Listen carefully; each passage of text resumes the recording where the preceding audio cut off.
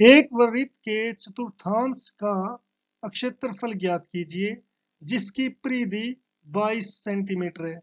परिधि का मतलब बच्चों यहां से अगर हम चले इस वृत्त के साथ सीमा पर चलते रहे और यहाँ पर आ जाए, ये होती है हमारी परिधि। ये कितनी दी है? 22 सेंटीमीटर। चतुर्थांश का क्षेत्रफल ज्ञात करना। क्षेत्रफल ज्ञात करने के लिए हमें पाई आर स्क्वायर होता है। और ये चतुर्थांश होता क्या है बच्चों?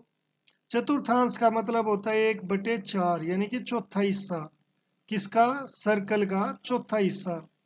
मगर सर्कल का चौथा हिस्सा निकालने के लिए पाई आर स्क्वायर यानी कि आर की जरूरत पड़ेगी। ये आर कहां से आएगी? तो हम मान लेते हैं कि माना वृत्त की त्रिज्या बराबर है आर। अब दिया है परिधि, वृत्त की परिधि दी है।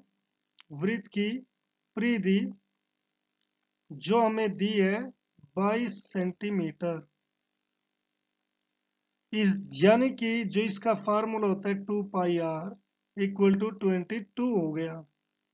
अब मुझे यहाँ पर 22 की वैल्यू आएगी 20, वो पाई की value 22/7 into r equal to 22। यहाँ पर अब आर किसके इक्वल हो गया? 22। जो यहाँ पर मल्टीप्लाई में डिवाइड में, वो मल्टीप्लाई में जाएगा। जो मल्टीप्लाई में वो डिवाइड में। तो ये 7 हमारा न्यूमरेटर में आ गया।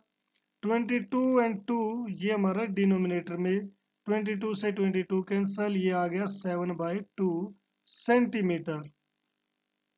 अब चतुर्थांश का क्षेत्रफल निकालना। चतुर्थांश का मतलब ये चौथा हिस्सा, ये हमारे वृत्त का, यानी कि एक हिस्सा 2 3 4।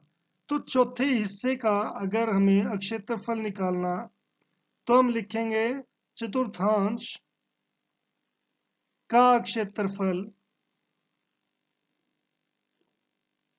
ये कितना होगा? 1/4 गुणा वृत्त का क्षेत्रफल।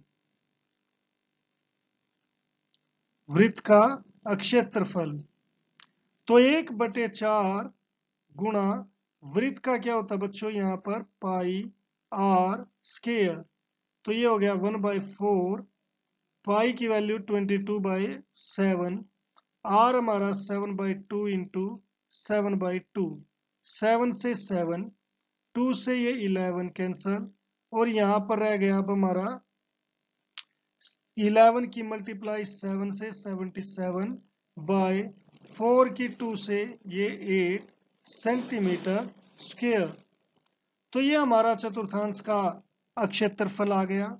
बच्चों इसे हम दूसरे तरीके से भी कर सकते थे। वो ऐसे कि हमें ये पता इस पूरे सर्कल पर जो केंद्र पर कोण होता है वो 360 का। तो जो चौथा हिस्सा है वो कितना है? 90 डिग्री। तो आप इसे थीटा को 90 डिग्री लेकर भी कर सकते थे त्रिज्याखंड का क्षेत्रफल निकालकर। मगर ये हमारे लिए आसान है क्योंकि चतुर्थांश का पूछा है उसने, कोई त्रिज्याखंड नहीं कहा।